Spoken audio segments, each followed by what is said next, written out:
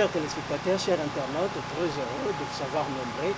Merci et bienvenue à cette émission que nous aimons beaucoup.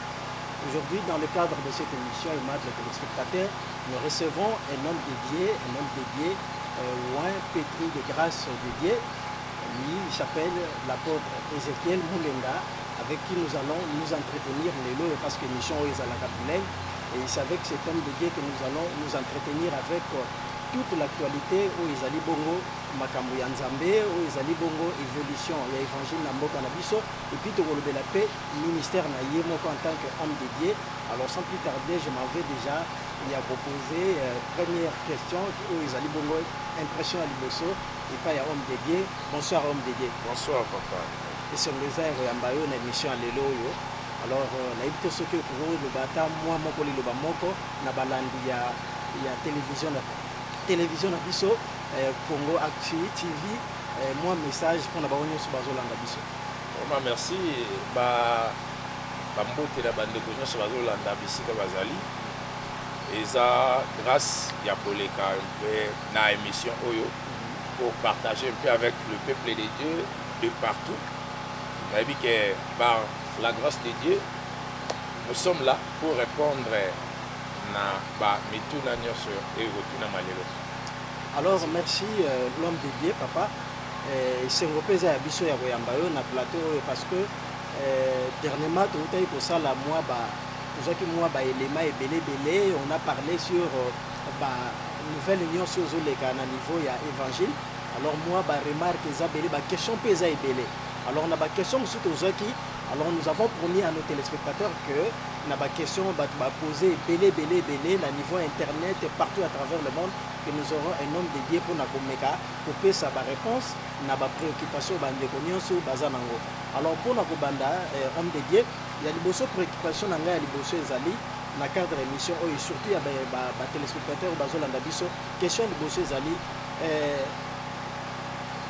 évangile ezali nini et puis mission évangile ezali nini ezali liboso nini apôtre. Merci beaucoup.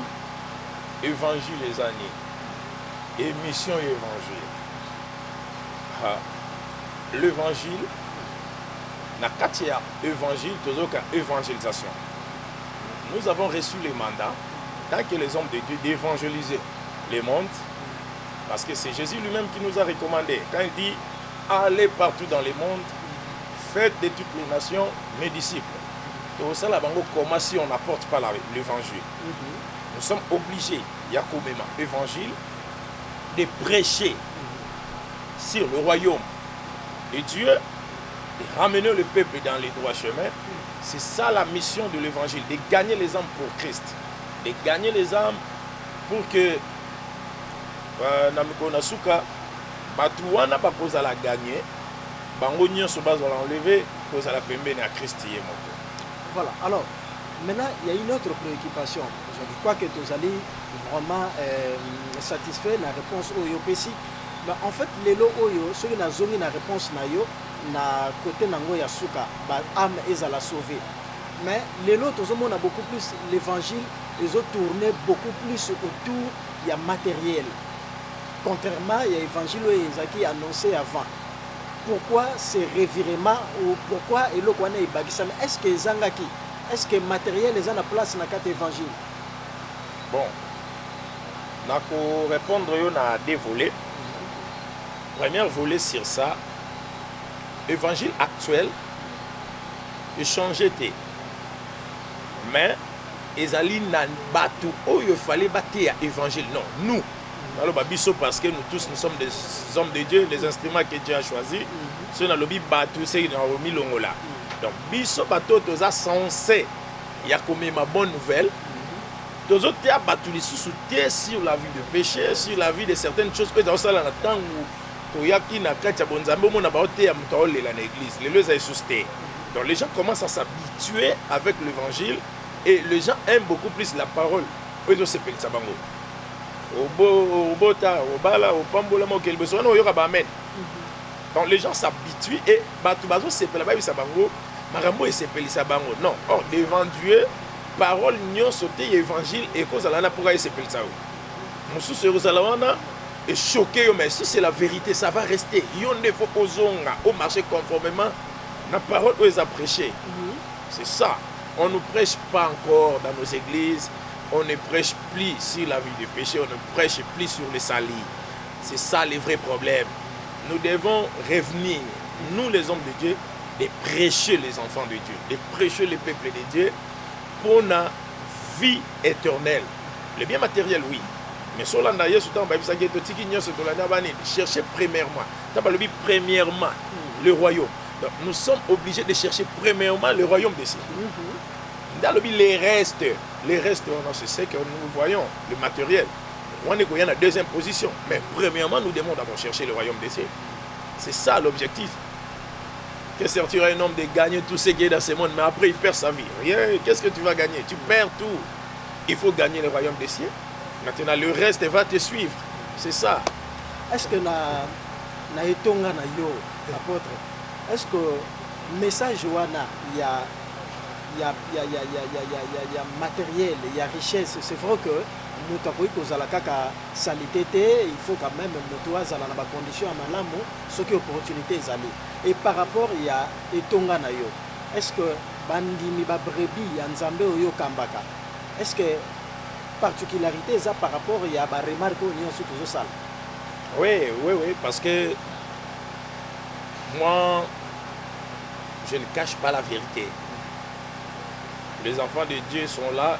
Moi, on sur EPG au monde, partout, sur Tounier, à Sabino non. Chez nous, on nous prêche. La terre a battu vie courante. La terre a monté le rôle à être humain. La terre a monté place aux familles. La terre a monté la société place aux Okendi. Donc, je touche un peu partout. Dans le bon sens. On ne peut jamais te prêcher seulement sur la bénédiction. Au moment où on a quartier aux âmes d'Aranki, nos âmes tous se comportent bien. Ça, c'est comme si tous les âmes se je prêche la parole de Dieu comme il faut, selon ce que l'Éternel me dit. Alors, en dehors, il y a aspect, il y a matériel. Mais il y a aussi les phénomènes où tout le monde a très récurrents, ils allaient très visibles. Ils allaient aussi miracle. Tout le monde a des témoignages épilés en ce qui concerne les miracles. Tout le monde a battu sous ailleurs accueilli à saluer témoignages et l'hôtel et bimaki ainsi de suite. Est-ce que na miracle, est-ce que miracle est un prototype ou miracle est pour salama ndengi nzambe a lingi yemo ko sala na bon vouloir na yo? Non mon frère, il y a une chose. To benyango miracle. Miracle, ce n'est pas quelque chose que nous avons préparé. Et on ne prépare pas un miracle. Miracle, c'est quelque chose inattendu. Ça ne dépend même pas d'un pasteur. Que non, venez, vous allez recevoir vos miracles. Non, ça c'est la divinité. Nzamba sala kango, pour nous relaxer, bon Nzambe naye. C'est pas moi qui, ça on a prié les bateaux. Bateau n'a pas un miracle. Non, c'est Dieu. C'est lui le maître de miracle. Sogin Nzambe a bikisité, le pasteur n'a rien à voir dans ces choses. Et j'ai suivi même une sœur. Cette chose-là m'a un peu impressionné. Cette vidéo-là, à travers l'église. Après, ça va faire témoignage. Vous voyez, dans nos églises actuelles, les gens aiment comme ça. Après, ça va faire témoignage. Nazaki na sida, basali pasteur assemblé les limouins. Oh, mutu nazaki na maladie, tel est le boyebimi. Oh, yemura boagi na nzoto. Donc, ce sont des choses où ça diminue la force d'évangile. Surtout na Kinshasa, ça diminue la force d'évangile. Nous sommes ça pour gagner de l'argent. Non, lui il gagne sa vie. Non, c'est pas ça. C'est pour cela qu'on dit nous serons jugés sévèrement. Avec des miracles falsifiés, où il y en a battu, mais vous coopérez pour détruire la vie des gens. Non, ça, ces phénomènes-là, ici, chez nous, écoute raté. Nzamba Salaka, selon sa divinité. Nzamba Bikisi Moutou, gloire à Dieu. Voilà, Nzamba Salaka, selon sa divinité. Aïwan ezali bongo apôtre Ezekiel Moulenda nde mutazo ko expliquer homme de Dieu ba question eza ngai mais ba réponse ezali aye. Alors apôtre, il y a aussi un autre aspect. Ils appellent ma casse lelo. Nzambe ya tel nzambe ya tel abiksinga nzambe ya tel asali boye. Est-ce que yoza moko ya basali ya nzambe ozu grâce ya likabo wana pe eza occasion opportunité pour que ba téléspectateurs bazolanda biso bazala éclairé? Est-ce que mutu nyonso akoki kosambela nzambe ya tel alors que peut-être nga na connaissance na ngai nayebi ke bateyi nga ke Jésus-Christ azali seul canal oyo esengeli mpo bato bazala sauvé, mais apparemment c'est comme si kombo ya Yesu komi kokime komi kaka nzembo ya nzambe ya tel. Qu'est-ce qui se passe apôtre? Non, ça c'est un phénomène fanatisme.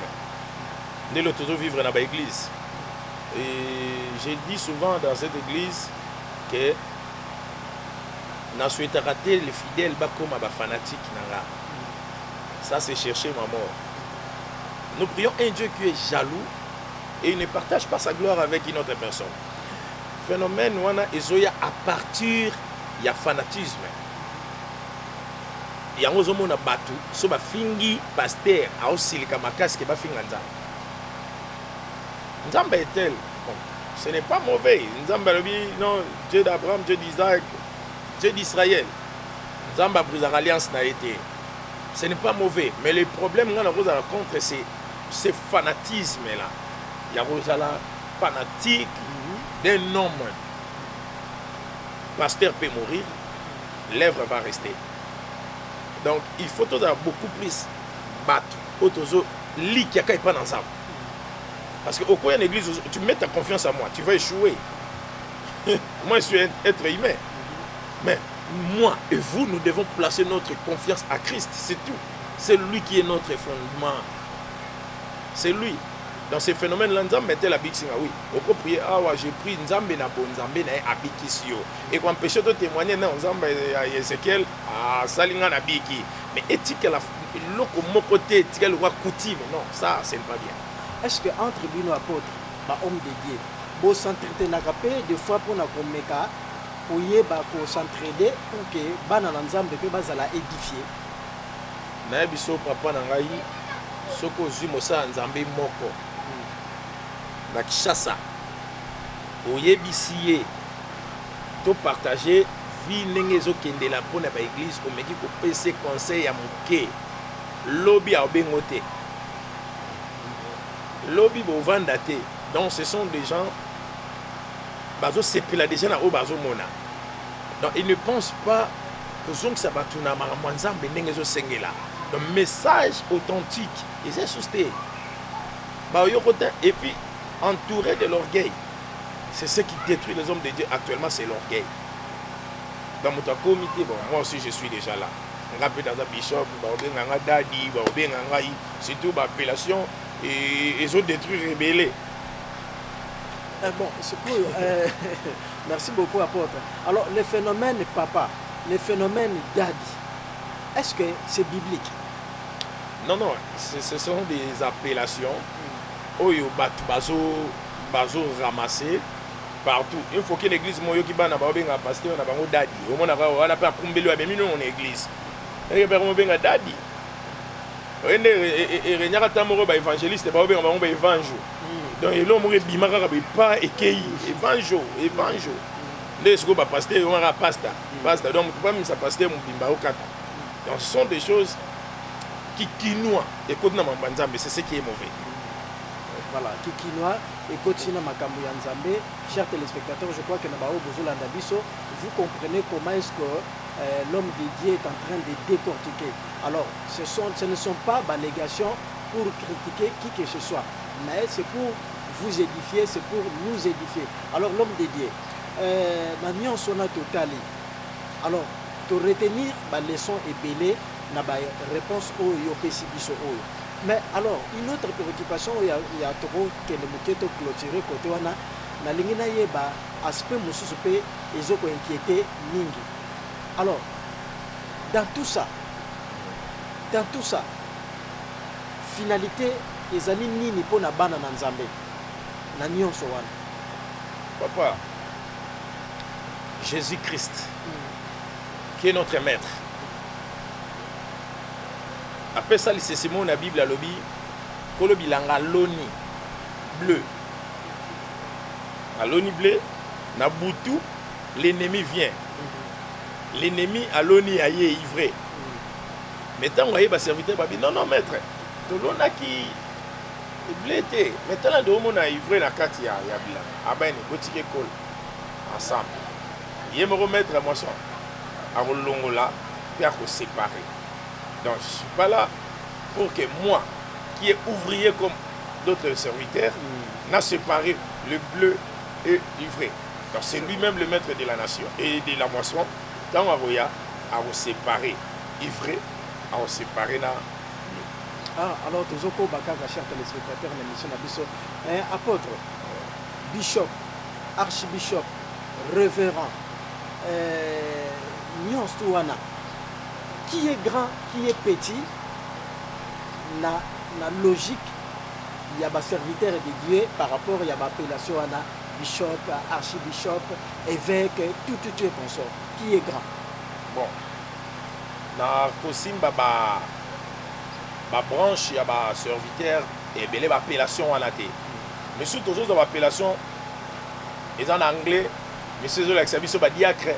Mais ce n'est pas diacre, c'est un bishop au CPL.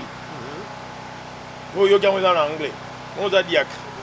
Tu te fâches, vous avez diacre, vous avez un bishop au CPL. Vous voyez un peu l'ignorance détruit beaucoup plus les hommes de Dieu. Vous avez dans tout ce que nous avons comme de grâce actuelle, ils en ont eu à mon été, ils en ont eu à mon quêté. Alors, Dieu, après ces 5 ministères, il y a 5 grâces. Alors, il y a que ministère où ils allaient élever par rapport à ça. Non. Après ces apôtres, pasteur, évangéliste, docteur, prophète, ainsi de suite.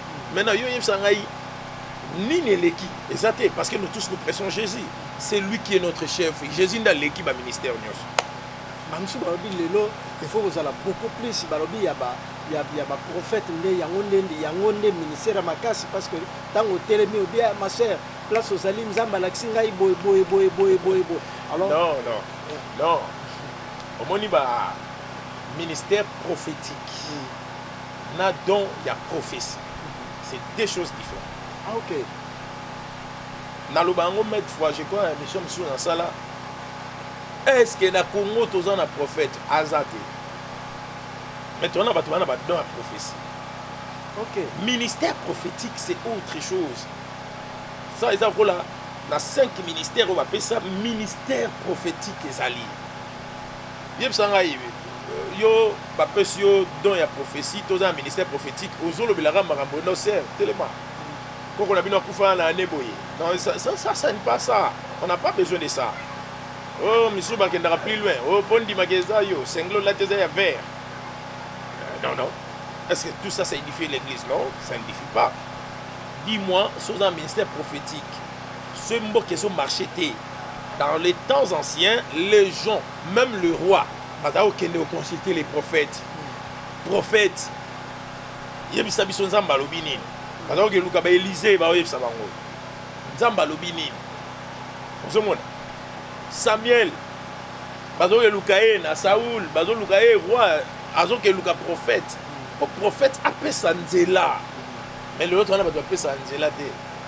On a pas bêtise dans une prophétie. Dans la prophétie ekobi masiko Nzamba lobi boye. Bo sa boye, bo gêné, bo ke boye non. Les dans la prophétie. On est parmi les 9 dons. Mais ministère prophétique, papa, on n'a pas de prophète. C'est la prophète. On a le prophète. Ça va. Bible ça biso mta dirige mboko azala te.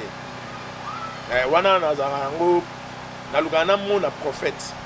Oka ko bisa biso loko koma na mois de juin. Atempe na TV habité na mois de juin na Congo loko boye salama. Nzamba yebisi ngai. Wana so comme c'est lui le prophète. Voilà. En tout cas, merci beaucoup homme dédié. Tozoko Basoko Koba. Alors, les hommes dédiés, il y a une autre préoccupation, M. Betozanango, il y a Makas Ezali, Omela Masanga. M. Balobi, Mouto Azosal et Lanzambe, à Omela Masanga T. M. Balobi, non, Masanga interdité. En fait, qui dit vrai, qui dit faux? Ce que je sais à propos de Makabouana, tellement comment Batangi Bible, on est Bible. Pourquoi je n'ai pas ouvert ma Bible? So na fongoli Bible, tam so na bando peso ba verset oyo, tam so ça ke ngande na zo défense. Je laisse ça. L'inspiration de Dieu est là. Qu'est-ce que Dieu nous dit? Et belé ba simba Bible. Le ko la yeba za na erreur koto. A présenter bino ba verset oyo so pese makasi. Aïe la bino pena ba verset à convaincre yo. Yebo vanda mais non, il a raison. Amela masanga pour la Bible bandima. Nous soyons athées, amela athée pour Bible ndima. Maintenant yomoko. Donc maintenant nous yomoko le rôle être humain. Est-ce que tu peux prendre l'alcool pour rien faire dans la vie? Tu peux prendre l'alcool pour lobby masanga. C'était hier. Na Willery, na zobi maboye, mais c'est pas normal. Papa mokolo na quit. C'est pour cela il faut interdire ça. En émo, au comme melaté, au langue, il faut l'interdire. Mouta langue, na prince abo sa gena otambola ba tout anga pour financer ivresse. OK en faire. Parce que tant aux langue, le Saint-Esprit est en place. Nyonso ezo melama annexé, ça devient péché. Ça devient péché. Voilà. Merci. Na wana nyonso tolandi. Bon, en fait, celui qui vous a pris la réaction, au moins que vous avez une proposition, au tout de Yano, au poser ma question, au présent la préoccupation. En tout cas, l'homme de Dieu est là, disposé à vous répondre à ma question, parce que pour les téléspectateurs, à la fin, avec son autorisation, ce qui pour l'homme de Dieu à vous payer sa toute fin numéro ou ma possibilité au Bokoki pour atteindre par rapport à l'émission. Alors, par rapport il y a mariage, on peut dire les loyaux, tout le monde peut divorce et belé na katia église et bah grand homme de Dieu le lo bazo ko divorcer, bah monsieur bazo ko se remarier. Mais contrairement il y a Bible peut-être les ba yib sabiso, il dit peut-être reproche moko adultère. Mais est-ce qu'il y a aussi une autre raison que ça l'appelle les loyaux? Libala ekufa ya moto ya zali chrétien andi melanzambe ando ya dite ba grand homme de Dieu nyonso wana ndenge lobeli na point wana naza na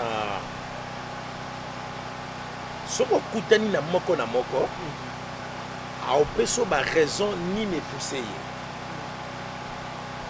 d'une manière générale au kutani na moko a yebisa raison pousser sauf que na yebi na 95, il y avait un homme de Dieu au Ngana Yebi. Alors il y a moi si moko. Mais quand on l'interdisait, il y a la moi si wana ayoka ate. Mais aujourd'hui, à un autre côté, sur la table, tu ne peux pas imaginer qu'il y ait un qui bon à niveau à Zalaka. À Bali moi si pour la beauté, mais la femme a qui sorcière. Sur ce plan-là, les hommes de Dieu, basant à la tentation, il va te donner l'une des raisons. La Bible, quand il y a infidélité, dans ce mois-ci, à commettre quand il y a infidélité, là, ils n'ont même pas raison à divorcer, hein, parce que ça dépend de l'homme. Qui peut pardonner, mais pour ne plus rappeler encore à la femme hein, ce qu'elle a commis. Ça dépend de l'homme. Maintenant, ma maman pasteur, ce que je peux dire beaucoup plus, ce sont eux qui sont à la base. Là-bas, la pasteur, le reste des autres en terre. Et moi, ça veut papa, pasteur, il y a tout vendu. Asa pasteur, même si on a des ordres, comme c'est pasteur, il va encaisser gagner ça. Il va mourir, papa. Alors qu'il faut encaisser 4 naïs. Avant que ça se combat, c'est le cœur. Côté il y a là, église, côté il pasteur, côté il y a renommé naïe, côté il y a la bande assez abotipée, mais azo vivre en prison. On a pris un bâton on a côté parce que chacun va vous donner la réponse. Na oye à vivre na ni ne pousser. C'est pas quand par hasard vous t'attendez ma vie non. Je ne sais pas. Non. Bible biga sur des personnes ba tambo ndiamo so ba yokante ba tambo la terre. Et ça peut dans la Bible. Tu marcher dans son nzela moto oyo kana te to so nzela. Ça là système à l'autre na droite. Yo qui na gauche, na droite. Chacun en a raison naïe. Réalité naïe expérience naïe. Le maman pasteur bakomaka beaucoup plus négligent et bakomaka bangonde kaka. Bapoussara ba papa pasteur naba etawana. Merci beaucoup apôtre Tozoko Bakaka. Apôtre Nangi nameka ko pe ko relever moi préoccupation mususu pe toujours dans la même optique. Lelo otomoni na kati etonga ba serviteur mususu ba célibataire. Et na kati ya milieu wana pe ya ba homme de Dieu ba zepo ba célibataire tomoni pe ba dérapage sali ba acte ya déviationnisme. Et bien que vie ya bakolo bandeni bon on a les ba téléspectateurs pe vie mususu ya bonzoto les ala mingi privé. Mais tomoni lelo oyo ba vidéo ils ont circulé na ba internet na ba réseaux sociaux. Bah, homme de Dieu, Moussous n'a évité ceux qui piégés, ou bien peut-être par leur volonté, ils ont voulu que Babylone Kwana et Salama et Bétissima Bakou et Pelé, en tout cas, bah, téléspectateurs, bah, Zolandabiso, bah, Internet, bah, Zolandabiso, en tout cas, il y a eu beaucoup de commentaires. Est-ce que homme de Dieu, Moutakoï, pasteur, à Koïko Zalapé, célibataire, Azo Kambapé et Tonga? Oui, pasteur, à cause de célibataire, Kambapé et Tonga, ils ont péché, hein? Ils ont péché. À mon humble avis, ce n'est pas un péché. En réalité, on doit diriger l'église. Oui, parce que Paul, il le roi hier, a sali comme ça ensemble. A pays partout. Mais en réalité, Nani a la kisibiso place oyo Paul, a la iko ke kovanda kolia na Bible, ba komate. Nani a la kisibiso place Paul, a la iko doit 2-3 personnes en tambola, ba komate. On attend on a dans un monde androidité. Nos bien-aimés, ma photo, ma vidéo sont passées dans les réseaux sociaux. Pour moi, hein, parce que j'aime ces hommes de Dieu, chacun, non, le coup la bandeko nan, son nom le coup la bandeko, ma frère n'a pas propre. Oh. Mon sou c'est ça, manque, il y a gérance, il y a jalousie dans bango. Selon moi, quand on a vendu, j'ai essayé un peu de regarder, d'observer toutes ces choses. À niveau de comment c'est que côté moko, jalousie zalaki, il est qui dose, bakoki ko supporter en côté bon, ebe baraka.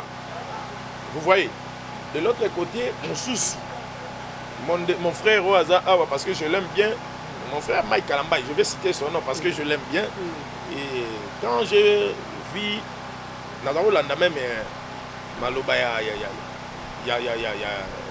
Madame Naye, j'ai suivi ces vidéos. Mais après cela,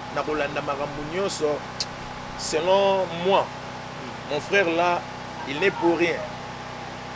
Selon moi, il n'est pour rien. Vu dans la réalité, où les gens peuvent dire. Mais dans la lecture, il y a Kanaye, il n'est pour rien. Parce que dans le baquet, il y a une victime, selon moi. Selon moi, c'est lui qui est victime. Parce que ma maman a vu sur ma bête, on a banda quoi. Et père, net père, on a vu sur la vraiment, il m'a dit, j'ai trop, alors ma maman qui est église, tu m'as dit, Ndoki Joana, Nzambe, a battu la Moli, on a été, mais pour la limite, à Koufana, je ne pense même pas au ciel.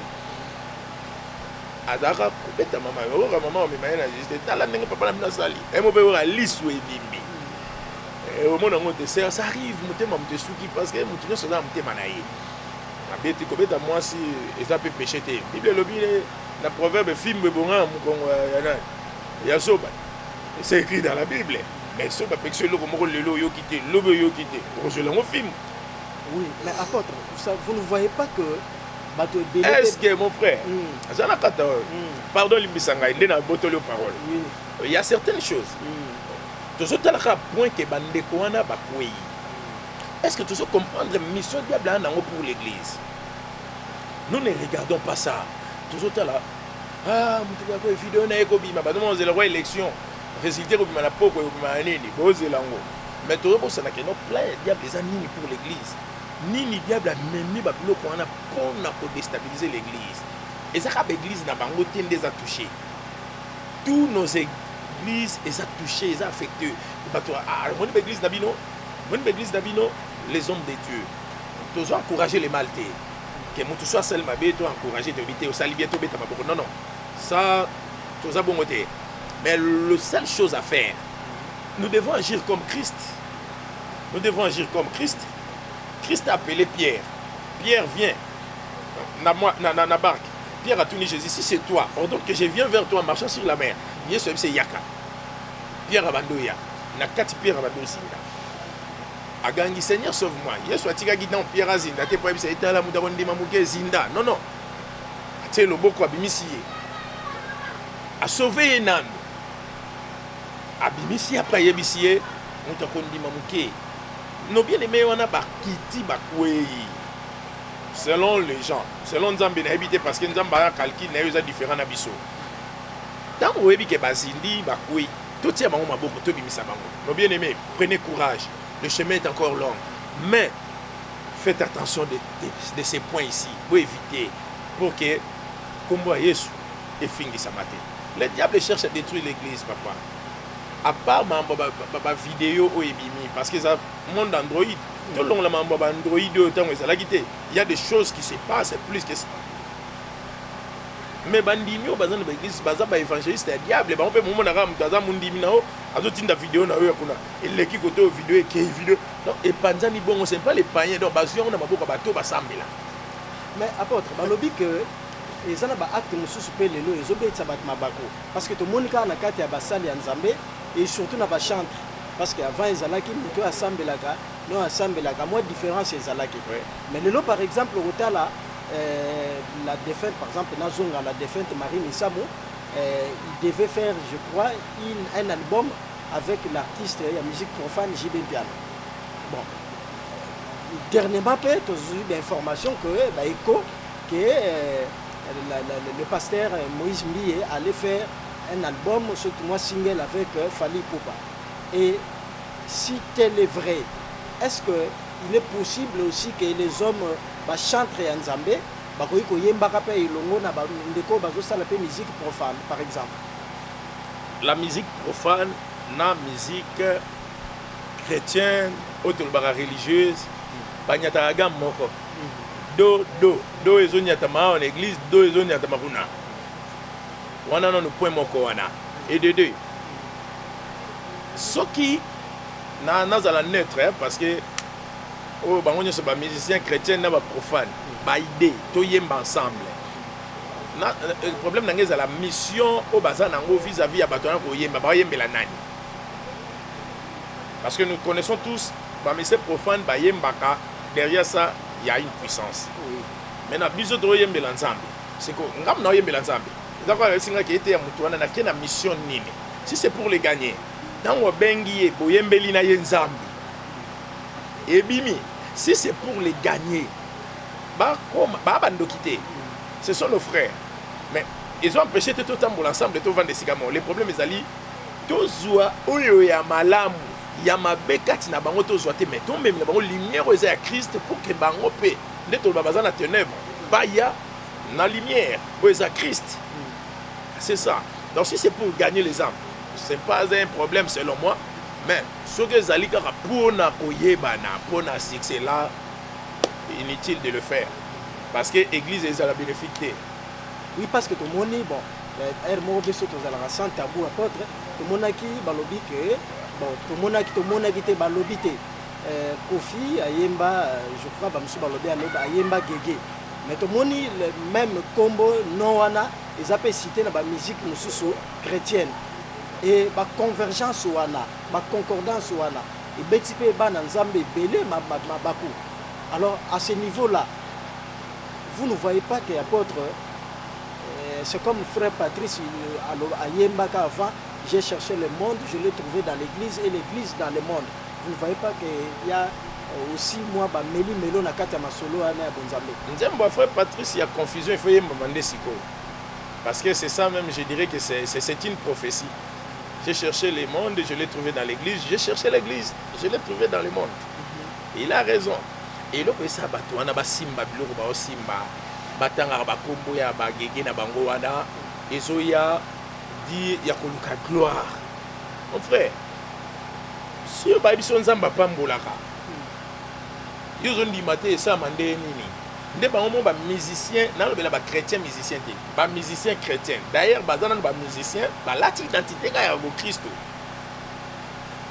so boyembela nzambe bon otia makambo oyo droit d'entrée 5 000 50 000 $20 $30 $100 $200 musique ya okumisa nzambe non bosenga donc non évangile ezalaka gratuit évangélisation eza mbongo tona posa bafle tona posa instrument bato baza bonne fois soutenir pour que tout ça mosala nzambe bato bazosanga te baopesa etana komino caché na ngai eloko wana ekoti na bapasteur nga nde na oya na bobongisi nga enveloppe papa nga na obenga ote je prêche avec mes enfants.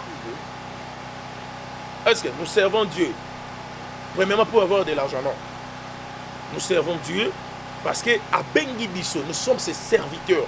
Un serviteur, si son chef a besoin de l'utiliser, il va d'abord se soumettre et non abandonner poser notre chef. Non, il faut me donner l'argent. Et non, ça ce n'est pas vrai. Donc, tout le temps, il y a des musiciens, il y a des musiciens chrétiens. Mais les chrétiens musiciens, il y a des frères dans l'église, il y a des Kembo. Ah non, chrétien musicien. Ce qui a changé à un musicien chrétien, il a été dans sa musique business. Parce que on peut ajouter un album, l'autre monde ba clip mususu kotali.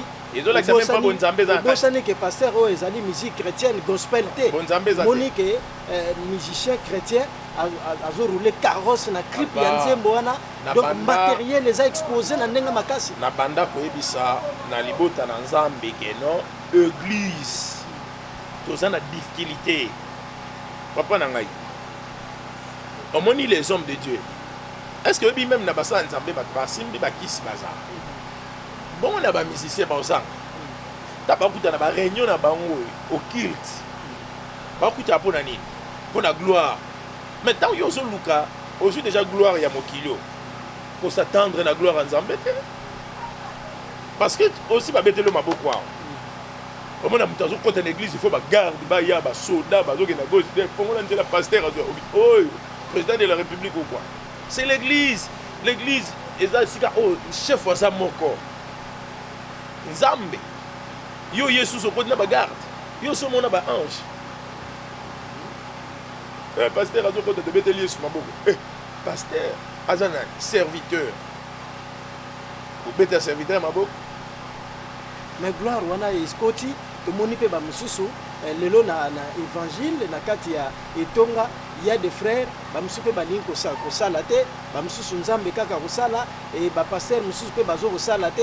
Bon na ebité est-ce que pasteur akoki ko sala te ou pasteur pe akoki ko sala comme état employé dans une entreprise de la place? Papa, je m'excuse hein. Au moni nzamba ko sala. Nzamba sala na mabanga te. Hein? Taba lobi bima luka. Wako luka ta ko soate. Wako sala ta ko liata. Yo lingi gratuité, y enseignement. Il y a évangile. Non, évangile. Non non. Il faut travailler. Dans cette église, s'il s'agit il y a teka mai. Teka. Nous ne sommes pas là pour former des paresseux. L'église tout est abattu. Comment prier, comment travailler. Il y a un abisa qui la première question na bino la terre abattu. Vie, il y a motuye moko, environnement, na milliers na place fois qui est. Donc, dans aux sambe là, sur ça le côté, ba okango ndoki. Dans âge ezali, il faut travailler. Koko ya zanga mbongo, bakanga ndoki facile. Ke waza mbongo. Donc, il faut pas ça là, frère Otenzamba Rosunga, toelara nini ngaba blo na bango na sala te moni ngana mutu na leka liboso na modera kana te aka ngwana sabo ezade tu vas souffrir. Voilà. Merci beaucoup pasteur. Commis petit à petit tozo kende vers la fin de cette émission. Question nanga ya suka. Lelo to moni bat bazo bima aussi facilement l'évangile malamo comme pasteur. Otali âge na ye apôtre. Otali omoni mutaza même pas na 25 à 30 ans mais ça comme révérend. Est-ce que babenga ngoni expertise tout comme expérience na Nzambe za la répéter? Non, l'expérience aussi. joue, mais un apôtre a un fondement. On sait le fondement, et vendit, parce que dans l'œuvre de Dieu, tout se complète. Révérend, bâti, traîneur, sur le lata. Est-ce que on répondra à la battante, je ne sais pas. Je ne sais pas. Donc, Moutou, au service Nzambe, âge. Nzambe benga na âge, nous sommes lingi benga. Na côté na côté âge té. Nzambe benga on a âge, nous allons moquer, ba tout ça. Jésus déjà à l'âge de 12 ans, a été docteur de la loi, va comprendre dé. Ozomona, c'est que ba titre wana on l'a tenté pour l'honneur. Nous sommes apôtres à l'église, est-ce que vous avez bien ça? Oh, Bazali, il apôtre, mais il n'a pas une église à d'autres apôtre ambulant, prophète ambulant, pasteur ambulant, ce sont des choses au lieu à vendre dans une église. Mais le rôle de ta titre, papa. Yo pour intégrer faire DC, on dit général fou. Et si il faut les gars, sur la formation. Voilà, il y a une question, apôtre, il y a une question, phénomène côté Yanababis. Comme ça, la mouki na terre, on a le salam mutakoti, il y a télémi, balamoko, après chez bien Nasuka, Nazali, apôtre tel, pasteur tel, Nazarana place tel, Sokozana 1000 francs, 2000 francs. Donc, c'est monnaie courante na Kinshasa. Bon, nga banda na bandi musala nzambe natia na bis mba moko natia na occasion nini nazo quitter awa nazo limité et ok matete DC7 na mati na bis wana et il y avait un pasteur ngaka mata ate à recevoir à boy va foutre à terre quand un évangéliste je sais pas. Alors, na bis, il y avait deux mamans. Donc, on a même moi réflexion, on a dit et pour ça, on a été na bis. Babando le recevoir aux amabé. La tombe fakité au kamabanzambe. Hein? Yo bokitisie, ziko yo tambazo le babonge komi mingi ngana fandi wana. J'ai senti en moi que no ba bateau ba na posa yo ka le banzambe. Mais recevoir na chauffeur ba privé ba mo parole. Mais moi je suis là. Nga tuni ba mo na bi posa yo ka le banzambe. Ça va. Bandini. J'ai commencé à prêcher. Ici, amen, amen, avant. Les problèmes, c'est à côté, pour avoir quelque chose. C'est ça le mal. C'est Dieu qui nous paye, papa. J'ai prêché dans la Sissi, na bana na ngai. Même Moutazo qui était dans la première rue. Il y a un pasteur, Simbaou. Je n'ai pas demandé. Si dans la culture, bien. Donc les gens, si ont besoin de la parole de Dieu, il faut les prêcher. Mais pour l'accepter, il faut aider. Non.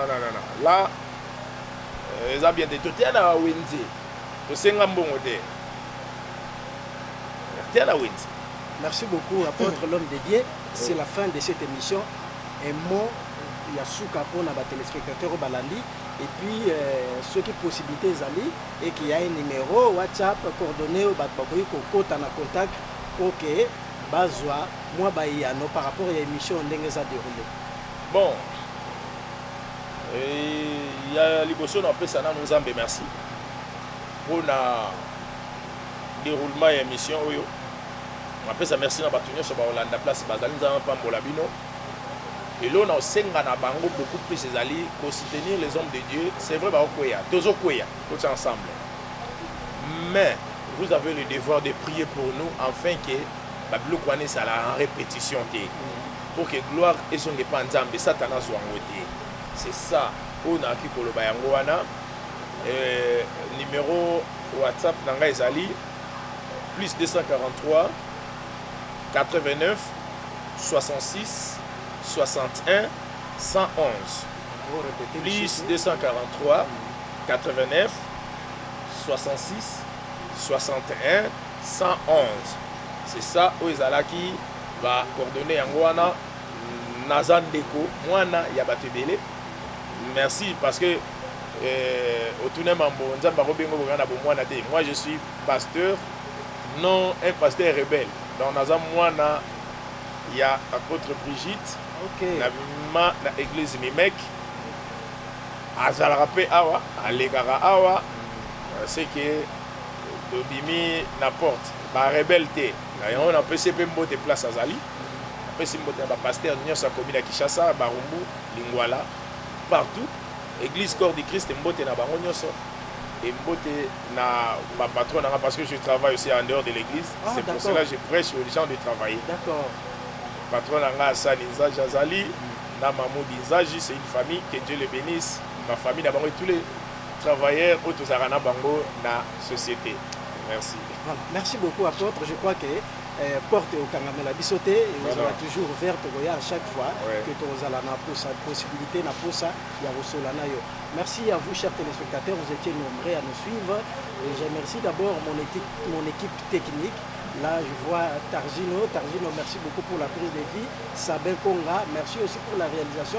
Mais à vous, chers téléspectateurs, on a dit émission, on a ma proposition, ma suggestion. En tout cas, le numéro est affiché au bas de vos écrans. En tout cas, beaucoup de gens hésité, beaucoup de donné. Merci à l'homme dédié. Merci aussi à toi, Ebenezer Kiabielo, Mireille Yasuka.